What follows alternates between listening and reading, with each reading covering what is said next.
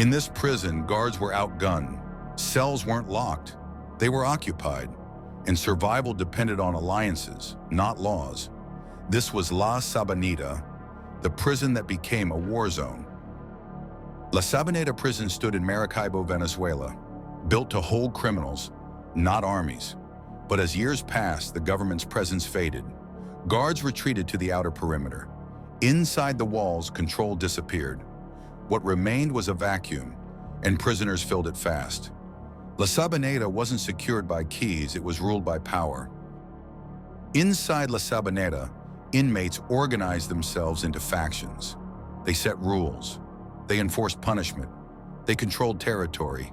Weapons flooded the prison: guns, grenades, machetes. Guards didn't patrol cell blocks. They feared them. To enter certain areas meant risking death.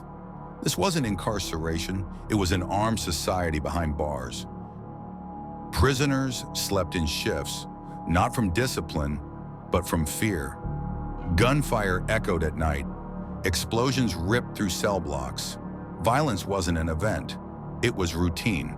Survival depended on loyalty, and betrayal was often fatal. Freedom outside the walls meant little.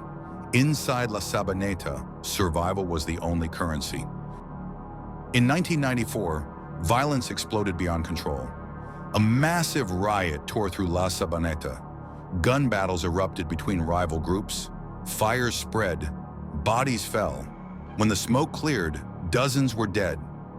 The world finally noticed what the prison had become. La Sabaneta wasn't broken, it had been surrendered.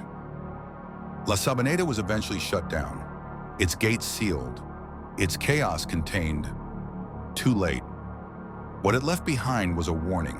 When systems abandon responsibility, violence fills the space. When authority disappears, power turns savage. La Sabaneta wasn't just a prison failure, it was a mirror, reflecting what happens when control is replaced by neglect.